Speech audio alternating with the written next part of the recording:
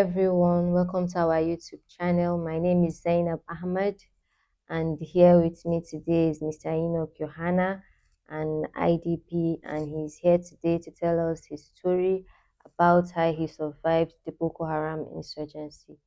So, Mr. Enoch, can you tell us a little about your background and where you're from? Thank you. My name is Enoch Johanna. I'm from Goshe Ward, Goza Local Government, Borno State. 2014, 2014 was the year that Boko Haram announced my local government, Goza, as an Islamic caliphate by Abubakar Shekau. That 2014, I lost my dad. Though I was in the university rounding up my degree in statistics, let me put it that way. It was so terrible. There was no communication, there was no flow of funds, but we have survived it. Down the lane from 2014 till date, we have been surviving from hand to mouth, and we have been terribly affected by the trauma. The IDP group of people, as it is defined, are forcefully flee out of their inhabitant, in which I fall a victim. I lost my house, I lost everything. But I'm a wonderful man because I was able to curtail and to manage myself without a specialist. So, Mr. Enoch, can you tell me some significant challenges that you went through, your family and your community? Can you tell me just significant challenges you went through? I think the insurgency has done a lot of damage than good to me, precisely, because I'm talking about myself. I lost my dad, I lost my home. We are eight in the family of eight. I lost my dad. That's in my own family, and which is more, my dad was so special to me. And from the size eight of my family, 2002, before the insurgency, 2000, my sister died, in which we were seven. Yeah, so But rest in the damage caused by, I don't have a family right now, because family is a group of people. We have never become family right from 2014. So it's so challenging. We were being scattered, displaced all over. We are still reuniting. And I think to my siblings, we lost a lot of people. Up to date, not up to this 10 years back, we got a child that we have been a missing child that we have been searching for in Taraba that has gone mad, my nephew. So the challenges are so devastating. Uh, Finances, how to come up with how to build yourself up, how to catch up with the society, and anytime that you want to apply for job, as a the graduate, stigma that goes with it. as a graduate, if I wanted to apply like a force, maybe there is a flag off of recruitment in any force, they would like you have a letter from your village head. And as I'm speaking to you, my village head is, you have to pass through a lot of things to get that letter. Is it that he's dead, alive, or he can't be found, or he can't be reached? Years back, it is only years back that he was taken back to the village by the security enforcement, the army, and then they are in the trench. So you have to pass through a lot of risks and risks and risks to go and get that letter. Why? So and that is one of the constitutional challenge that we see. Nigerians should move away from like state of origin other than state of residence, because I will not think of Goza, I will not think of Goshe if I'm writing my document. That's where I'm safe, Mm. where I reside, where I displaced, where I resettle should be my place of residence, in which I will use that as an address. But thinking about my home is a lot of trauma. My burnt house, if I'm going to that village, imagine I lost my dad, I have not seen his grave, neither the barrier. My house has been burnt, I've not seen it for 10 years. The market, the environment everywhere. So going back to get that letter also can bring that trauma, recollection of the trauma, Mm. because I have to go through a lot of trauma healing therapist. And I wonder, as a graduate, I was taught conflict resolution in my GST, and I'm still conflicted. What about the person that have not often gone to school? What about the trauma? How is he managing the trauma? No wonder that boy, that young boy, has gone mad. He was searching Your for nephew. he was searching for his parent for over 10 years. No mom, no communication, nothing, nothing. So it's a lot. I think we are trying hardly to cope up with our life. So since you left your hometown, you haven't visited your hometown. That was since in 2019. Have you No, visited your I hometown have. before? I was opportune to visit my community July 2024 with African Arise That's good. You went with Africa Rise and the team. You and went the there team to as a visit mission team. as a mission team. Okay. So how has AIGG impacted your life? Okay, let me. You see, the impact of AIGG is something not to overemphasize, because I told you I went back to Goshe, my ward, 10 years back. I've never even dreamed of going back. They give me that motivation. They put that spirit of like, oh, if truly you are displaced, because people have been reading on newspapers, news outlines, TV station, that we are fake, we are tout, we are a bunch of criminals. So AIIG have given me that chance, that they have paid my trip to go and see, and they follow me back to that society, that community. We have to pass for a person that is aware, that is conversant with the place. I think there is a forest between Bama and Pluka, Bama and Goza, which is part of the Sambisa forest that leads to Sambisa Bisa forest, Forest.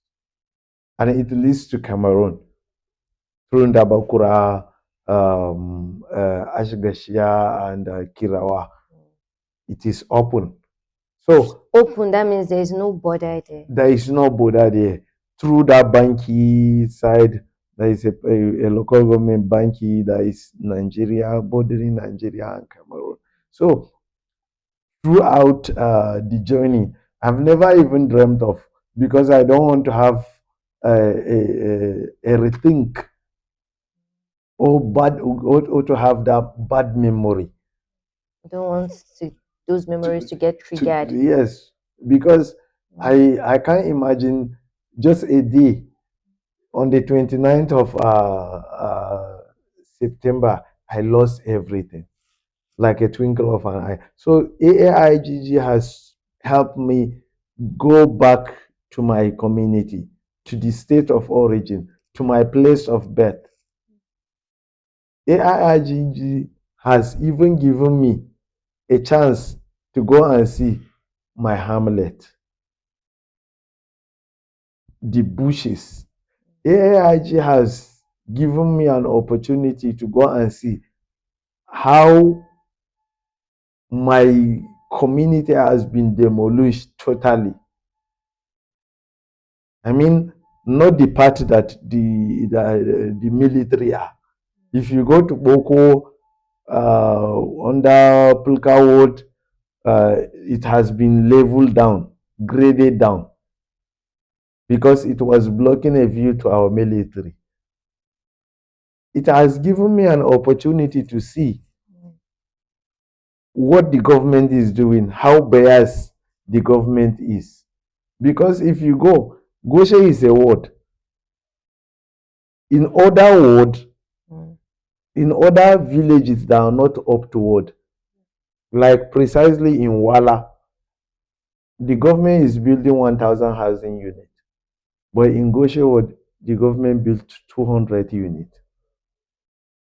So you see, they are the kind of things that I have never imagined.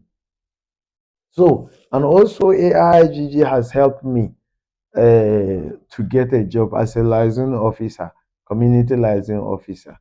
I drive joy and to work to usher in AIGGN to the community of IDP and to break peace talk, to create a smooth way of working with the displaced person.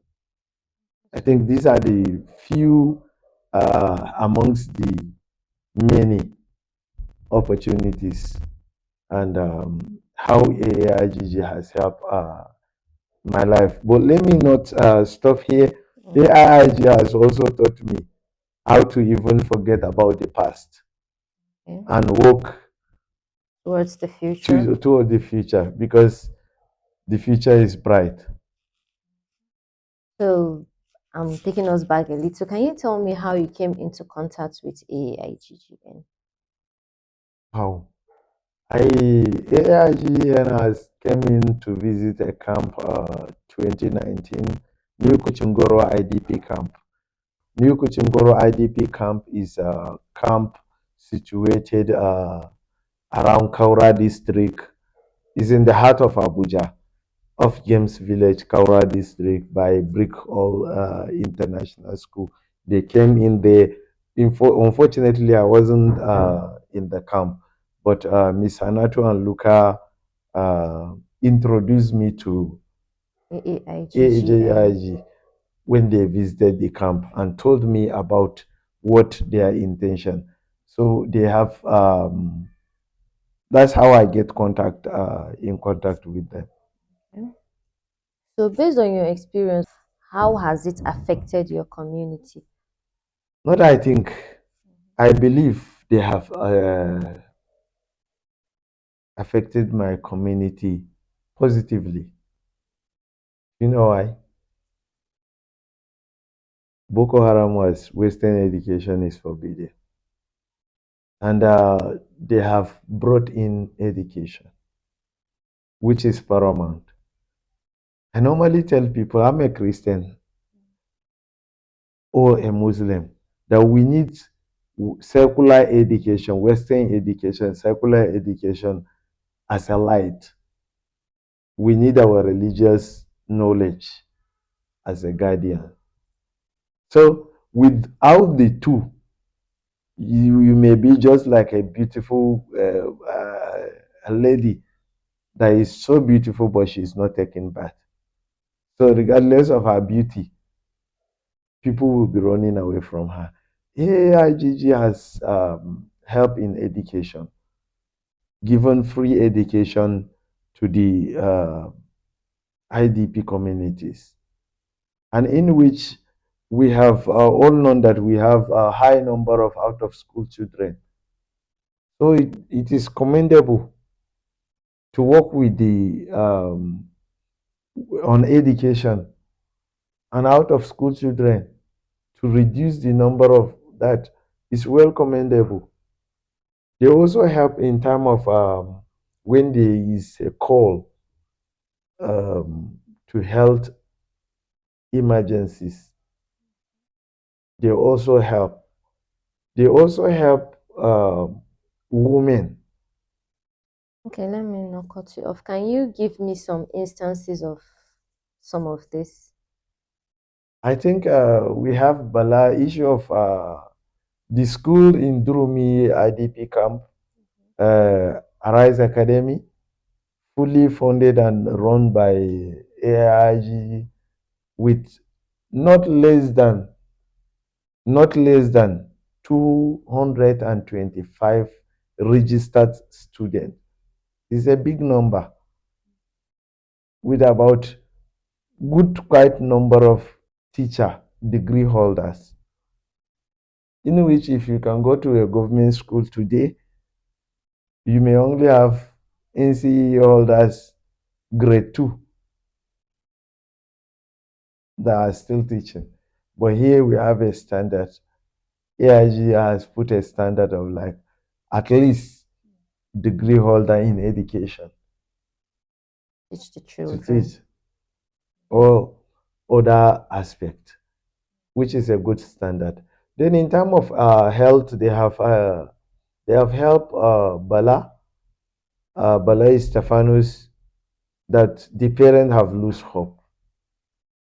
They have made a cry, call on people. People have supported and they have supported the boy is alive, working healthy. Then I think in terms of like marginalization, AIGG has become a voice to the IDPs because in recent years, recent month, just of a recent, some developers has displaced IDPs, uh, and in which they have helped with some cement Developers in which IDP we are talking in about new Kochingoro. okay, new kitchen. Yes, want to take back their land. Okay. So they help them with other roofing structure, trampoline, and cement to just floor the inside, and then help with some food stuff. So, Mr. Enoch, what do you want to tell the government of Nigeria and Nigerians? I call on Nigerian government to scale up its work and look for organizations that are genuinely touching life and work with them.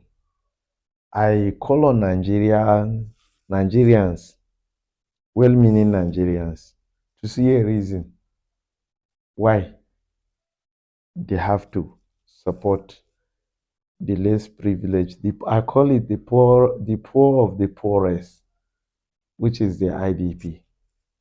They are forced, not willingly. Can I go back to that government?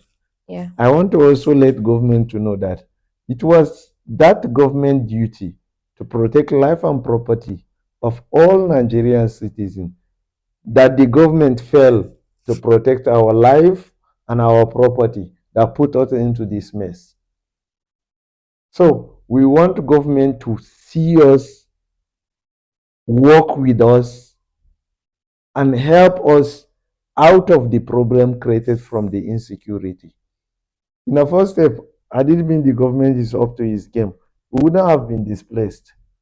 So I'm calling the government to consider, to look into, because the policies that are being made for the in regards of the IDP. Imagine ex Boko Haram is being rehabilitated, trained, empowered, reconcile and resettle. While now the victims of from the vectors are benefiting. The camps of the victim are closed down forcefully, forcefully without even taking the consideration where they want to go, how they want to do it.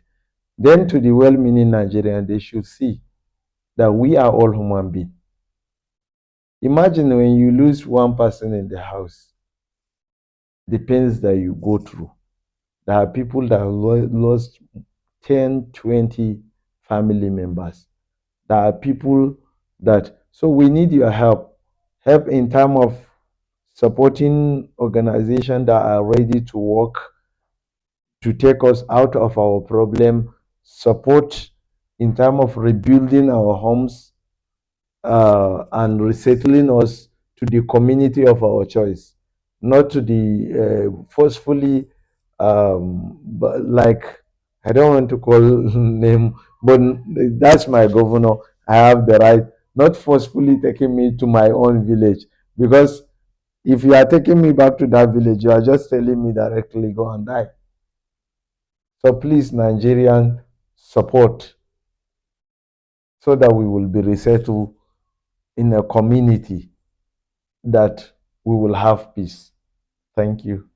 Okay, so what message would you like to pass to our donors and our partners and organizations who are into this type of initiative like ours, who are into who make initiative like ours possible?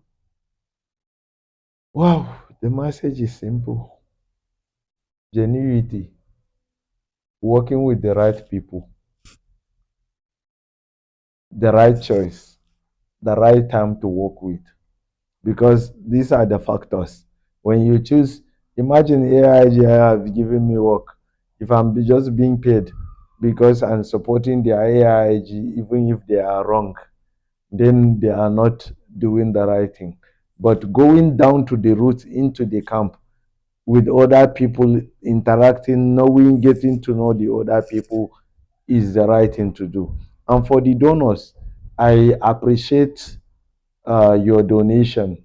I have seen it has touched more life, not just me precisely, but think about the 250 students in one camp, about 327 students in another campus. Wasa is about to kick off. Then there is a lot to do. So we need to. This is the future. These are my future leaders. We don't know. Out of them may be a president that can change. And if you leave those children out of school, I normally say the cure of HIV is with that child that is not in school. A cancer medicine is in the head of that child that has not been given opportunity to go to school. So support the education of the less privileged. Thank you. You've heard what Mr. Enoch said. To anybody out there who is interested in our initiative, in what we are doing, who is passionate about helping these children, educating these children, helping out these IDP families and communities, you can contact us. Our details will be displayed on the screen. For those of you that are meeting us here for the first time, you should click on the subscribe button and don't forget to click on the like button. Thank you very much and see you next time.